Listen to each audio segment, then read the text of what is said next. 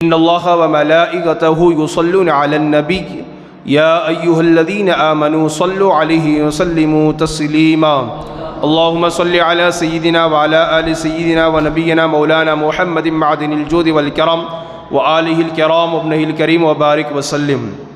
حضرات گرامی، اللہ تبارک و تعالیٰ کا بے پناہ شکر اور احسان ہے کہ اللہ پاک نے ہمیں اور آپ کو مغرب کی نماز با جماعت ادا کرنے کے بعد آج کی اس بابرکت محفل میں بیٹھ کر قرآن پاک کا درس سننے کا اللہ نے موقع عطا فرمایا۔ اللہ پاک ہم سب کی اس حاضری کو اپنی بارگاہ میں قبول و مقبول فرمائے۔ سورہ آل عمران پارہ نمبر 4 آیت نمبر 135 اور 136 میں میرا رب ارشاد فرماتا ہے، جس کا ترجمہ یہ ہے: اور وہ لوگ کہ جب کسی بے حیائی کا ارتکاب کر لیں یا اپنی جانوں پر ظلم کر لیں تو اللہ کو یاد کر کے اپنے گناہوں کی معافی مانگتے ہیں، اور اللہ کے علاوہ کون گناہوں کو معاف کر سکتا ہے، اور یہ لوگ جان بوجھ کر اپنے برے اعمال پر اصرار نہ کریں، یہ وہ لوگ ہیں کہ جن کا بدلہ ان کے رب کی طرف سے بخشش ہے، اور وہ جنتیں ہیں جن کے نیچے نہریں جاری ہیں، یہ لوگ ہمیشہ ان جنتوں میں رہیں گے، اور نیک اعمال کرنے والوں کا کتنا اچھا بدلہ ہے۔ اس آیے کریمہ میں رب تبارک و تعالیٰ کیا بتانا چاہ رہا ہے، کیا فرمانا چاہ رہا ہے، تو میں آپ کو بتا دوں کہ اس سے پہلے والے آیات میں اللہ تبارک و تعالیٰ نے اللہ والوں کے، متقین کے 4 اوصاف کو بیان فرمایا تھا۔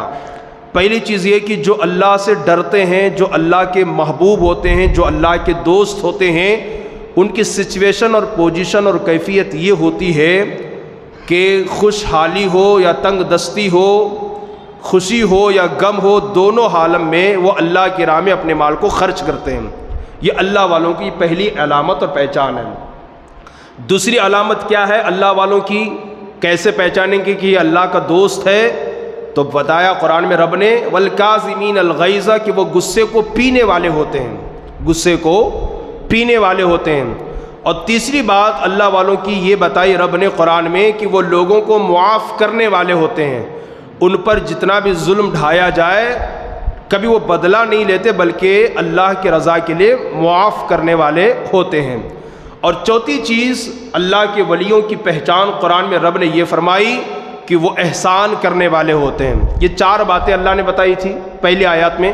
اب یہاں 2 آیتیں میں نے پڑھی ہے، اس میں بھی اللہ تعالیٰ اپنے پرہیزگار متقی نیکوکار بندے کے اوصاف کو بیان کر رہا ہے۔ کیا ان کے اوصاف ہیں ان 4 کے علاوہ؟ اللہ فرماتا ہے ان سے صغیرہ یا کبیرہ، چھوٹا یا بڑا گناہ سرزد ہو جائے، ان سے چھوٹی یا بڑی غلطی ہو جائے، وہ فوراً اللہ کی بارگاہ میں توبہ کرتے ہیں، فوراً اللہ کی بارگاہ میں توبہ کرتے ہیں۔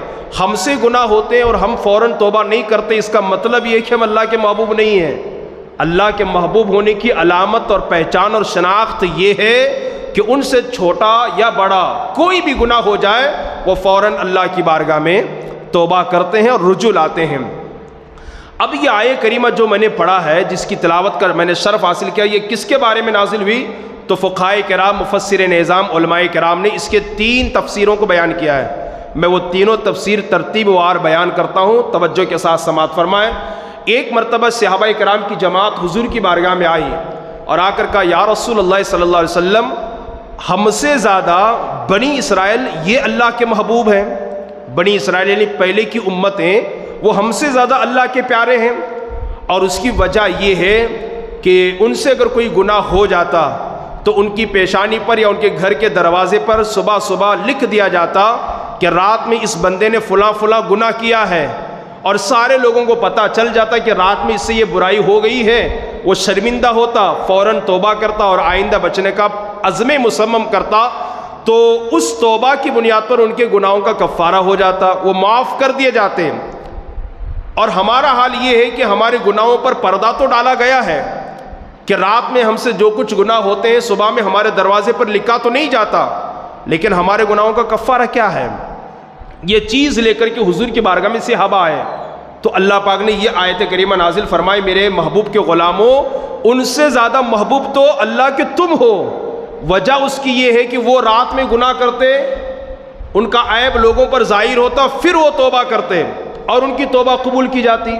اور ان کے گناہوں کا کفارہ ہو جاتا، پر تمہارا عالم یہ ہے کہ تم رات میں گناہ کرتے ہو تو پردہ بھی ڈالا جاتا اور صبح اٹھ کر کے توبہ کرتے تو اللہ تمہاری توبہ کو قبول بھی فرماتا ہے، تمہاری بدنامی نہیں ہوتی جیسے ان کی ہوتی ہے۔ تو ان کے حق میں یہ آیت کریمہ نازل ہوئی۔ ایک شان نزول تو اس کا یہ ہے، اور دوسرا شان نزول یہ ہے، مدینہ منورہ میں دو دوست تھے، ایک انصاری اور ایک ثقفی۔ یہ دونوں میں بڑا پیار تھا، بڑی دوستی تھی، اور بہت ہی عقیدت اور چاہت تھی دونوں کے اندر، بھائی چارہ تھا، اور کبھی ایک دوسرے سے یہ دونوں آپس میں جدا نہیں ہوتے تھے، ساتھ میں کھاتے، ساتھ میں گھومتے، ساتھ میں کاروبار کرتے، ساری چیزیں۔ ایک مرتبہ ثقفی بھائی کو حضور صلی اللہ علیہ وسلم کے ساتھ میدان جنگ میں جانا پڑا، وہ میدان جہاد میں، میدان جنگ میں تشریف لے گئے، اور اپنے پورے گھر کا کاروبار، انتظام، ساری چیزیں انصاری بھائی کے حوالے کیا، کہا میرے بھائی میں جنگ میں جا رہا ہوں، میرے واپسی تک میرے گھر کو سنبھالنا، انصاری بھائی کے حوالے کیا۔ وہ چلے گئے۔ ادھر کیا ہوا، یہ روزانہ پردے کے ساتھ ان کے گھر کا کام کاج کرتے، جو ضروریات ہوتی پوری کرتے۔ ایک مرتبہ یہ انصاری بھائی گوشت یا کوئی چیز لے کر کے اپنے دوست کے بیوی کے گھر چلے گئے اور کہا کہ میں گوشت لایا ہوں۔ انہوں نے دروازے کے باہر ہاتھ بڑھایا ان کی بیوی نے، اور انہوں نے ان کا ہاتھ چوم لیا، اور چومنا تھا کہ فوراً ہی انہیں شرمندگی ہو گئی، ہائے افسوس مجھ سے کیا ہو گیا، میں تو لٹ گیا، میں تو مارا گیا، میں تو تباہ ہو گیا، میں نے تو اپنے بھائی کی امانت میں خیانت کر دیا۔ یہ کہہ کر مدینہ چھوڑ کر جنگلوں بیابان کی طرف نکل گئے، اور پہاڑوں کے بیچ میں سجدہ ریز ہو کر زار و قطار روتے، اتنا روتے کہ یوں محسوس ہوتا ان کے ساتھ پہاڑوں کے پتھر بھی رو رہے ہوں، اتنا روتے۔ اور جب جنگ کے بعد وہ ثقفی بھائی واپس اپنے گھر تشریف لائے، اپنی بیوی سے اپنے بھائی انصاری کے بارے میں پوچھا کیا حال ہے ان کا۔ بیوی نے کہا اللہ ایسا بھائی کسی اور کو عطا نہ کرے، اس لیے کہ انہوں نے تمہاری امانت میں خیانت کیا، تمہاری غیر موجودگی میں میرے ہاتھ کا انہوں نے بوسہ لیا ہے۔ اللہ اکبر۔ اور پھر جنگل کی طرف نکل گئے۔ وہ ثقفی بھائی ڈھونڈتے انہیں چلے، اور دیکھا کہ وہ پہاڑوں کے بیچ میں سجدے میں جا کر کے زار و قطار رو رہے ہیں، اور کہہ رہے ہیں چیخ چلا کر کے، اپنے سر پہ مٹی ڈالتے ہیں، چہرے پر تماچا رسید کرتے ہیں، اور چیخ چلا کر کہتے ہیں اللہ مجھ سے بڑی غلطی ہو گئی، مجھ سے بڑا گناہ ہو گیا، میں برباد ہو گیا، میں نے اپنی بھائی کی امانت میں خیانت کر دیا۔ رو رہے ہیں، اتنا روتے ہیں کہ ان کے رونے کی وجہ سے ثقفی بھائی کو بھی رونا آتا ہے۔ آپ نے سجدے سے اٹھایا میرے بھائی یہاں سجدہ نہ کرو، بلکہ اس شفا خانہ چلو جہاں ہر زخم کا علاج موجود ہے، جہاں ہر مرض کا علاج موجود ہے، وہاں چلو جہاں ہر بیماری کی دوا موجود ہے، وہاں چلو جہاں گنہگار چاہتے ہیں، وہاں چلو جہاں رب نے قرآن میں جانے کا حکم دیا ہے، یہ کہہ کر وَلَوْ أَنَّهُمْ إِذْ ظَلَمُوا أَنفُسَهُمْ جَاءُوكَ، میرے محبوب بندے اگر اپنی جانوں پر ظلم کریں تو وہ آپ کی بارگاہ میں آئیں، حضور کی بارگاہ میں چلیں، مکی مدنی آقا کی بارگاہ میں چلیں، انہیں لے کر حضور کی بارگاہ میں آئے، مدینہ آئے، مسجد نبوی میں عصر کے بعد آئے۔ یہ دونوں جنگل اور پہاڑوں سے آتے ہیں، اور ادھر جبرائیل آسمان سے یہ دو آیتیں لے کر کے نازل ہوتے ہیں، جس میں یہ بشارت اور خوشخبری ہے کہ محبوب اگر کسی سے گناہ ہو جائے، بڑا یا چھوٹا، غلطی ہو جائے چھوٹی یا بڑی، فوراً وہ اللہ کی بارگاہ میں توبہ کر لیں، ادھر وہ توبہ کریں گے، ادھر مولا ان کی مغفرت اور بخشش فرما دے گا۔ ان کے حق میں اللہ نے یہ آیت کریمہ نازل فرمائی۔ اچھا یہ جب آیت کریمہ نازل ہوئی نا، یہ آیت کریمہ، حضرت عمر ابن خطاب رضی اللہ تعالیٰ عنہ وہیں بیٹھے ہوئے تھے، آقا سے پوچھ لیا یا رسول اللہ کیا یہ بشارت، یہ خوشخبری کیا انہی کے لیے ہے یا سب کے لیے ہے؟ قربان جائیے نبی کی عظمت پر، میرے آقا نے فرمایا قیامت تک پیدا ہونے والے میری ساری امت کے لیے ہے، ساری امت کے لیے ہے۔ گناہ ہو جائے نفس کی شرارت کی بنیاد پر، شیطان کے ورغلانے سے، اللہ کی نافرمانی ہو جائے، فوراً توبہ کر لیں۔ ایک تو شان نزول اس کا یہ ہے، اور تیسرا شان نزول اس کا علماء کرام نے یہ بیان فرمایا، مدینہ منورہ میں تیہان نامی ایک شخص تھے، ان کا نام تھا تیہان، اور انہیں تیہان نجار کہا جاتا تھا، یا تمار کہا جاتا تھا، اس لیے کہ وہ کھجوروں کو بیچا کرتے تھے۔ کھجور کی دکان تھی، ایک خوبصورت عورت ان کے دکان پر کھجور لینے کے لیے آئی، تو انہوں نے کہا نہیں اچھے اچھے کھجور تو گھر کے اندر رکھے ہوئے، یہ تو خراب ہے، اندر چلو، اندر جا کر کے کھجور لے لینا۔ وہ خوبصورت خاتون اندر چلی اور یہ بھی چلے، اور جب دیکھا کہ تنہا ہے تو ان کا بوسہ لے لیا اور ان سے چمٹ گئے۔ فوراً اس عورت نے کہا نادان اللہ سے ڈر، اللہ کو کیا منہ دکھائے گا، اللہ کے حضور کھڑا ہونا ہے۔ اتنا سننا تھا کہ اللہ کا نام سنتے ان کے جسم کے رونگٹے کھڑے ہو گئے، بدن میں کپکپی سی پیدا ہو گئی، اور فوراً دکان کو چھوڑ دیا، عورت کو چھوڑ دیا، حضور مصطفیٰ جان رحمت کی بارگاہ میں آئے اور کہا یا رسول اللہ مجھ سے یہ گناہ سرزد ہوا۔ ابھی حضور کچھ فرمانا ہی چاہ رہے تھے کہ اللہ نے یہ 2 آیتیں نازل فرمائی اور ارشاد فرمایا یہ توبہ کر لے تو اللہ فوراً ان کی توبہ کو قبول کر کے ان کی مغفرت اور بخشش فرما دے گا۔ تو گزارش یہ ہے، اس آیت میں اللہ نے بڑی بشارت عطا فرمائی ہے۔ اللہ والوں کی پہچان، متقیوں کی پہچان، اللہ کے محبوب بندوں کی پہچان یہ ہے کہ ان سے غلطی ہو جائے تو وہ فوراً اللہ سے رجوع لاتے ہیں، فوراً اللہ کی بارگاہ میں توبہ کرتے ہیں۔ آپ سے بھی میری گزارش یہ ہے، انسان خطا اور نسیان سے مرکب ہے، غلطی انسان سے ہی ہوتی ہے، گناہ انسان سے ہی ہوتے ہیں۔ اگر جانے انجانے میں کوئی غلطی ہو جائے، اللہ کی نافرمانی ہو جائے، گناہ ہو جائے، فوراً رب کی بارگاہ میں رجوع لائیں، توبہ کریں۔ میں آپ کو بتاؤں، جناب وحشی کا نام آپ نے سنا ہے نا، انہوں نے اسلام قبول نہیں کیا تھا۔ زمانے کفر میں اسلام قبول کرنے سے پہلے حضور صلی اللہ علیہ وسلم کے خاص چچا امیر حمزہ رضی اللہ تعالی عنہ کو شہید کیا انہوں نے۔ کون؟ حضرت جناب وحشی نے، اور بہت دردناک انداز میں شہید کیا۔ اور پھر چند دنوں کے بعد اللہ کی قدرت کا کرشمہ، مسلمان ہو گئے کلمہ پڑھ کر۔ اسلام لانے کے بعد مسلمہ کذاب، جس نے جھوٹی نبوت کا دعویٰ کیا تھا اور یہ کہا تھا کہ میں اللہ کا نبی ہوں، میں اللہ کی نبی ہوں، ایک خاتون نے دعویٰ کیا تھا، مسلمہ کذاب کو قتل کیا، مارا اسلام لانے کے بعد، اور پھر اس کی لاش پر قدم رکھ کر کے آپ نے کہا تھا اللہ جب میں نے اسلام قبول نہیں کیا تھا اس وقت سب سے بہترین آدمی کو میں نے شہید کیا تھا، اور اسلام لانے کے بعد میں نے دنیا کے سب سے بدترین آدمی کو مارا ہے، مولا اس مارنے کو اس مارنے کے لیے کفارہ اور بدلہ بنا دے۔ اور یہ بھی علماء کرام نے فرمایا کوئی گناہ ہو جائے فوراً کوئی نیکی کر لیں، کوئی نیکی کر لیں، یہ نیکی تمہارے اس گناہ کے لیے کفارہ بن جائے گا۔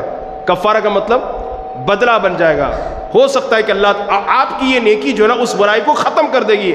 آپ نے کسی سے جھوٹ کہہ دیا، کسی کی برائی آپ نے کر دی، کسی کو گالی آپ نے دے دی، گانا آپ نے گا لیا، غلطی ہوئی نا، فوراً درود شریف پڑھ لیں۔ کسی کو دین کی دعوت دیں، نماز کی دعوت دیں، اچھائی کا حکم دیں، اور آپ نے اگر ایسا کیا تو یہ جو آپ کا اچھائی کا حکم دینا ہے، نیکی کی طرف دعوت دینا ہے، یہ آپ کے اس گناہ کو مٹا دے گا۔ گناہ ہوتا ہے لیکن گنہگار بھی بڑے پیارے ہوتے ہیں۔ حدیث میں فرمایا گا سب سے بہترین گنہگار کون؟ کیا گنہگار بھی بہترین ہوتا ہے؟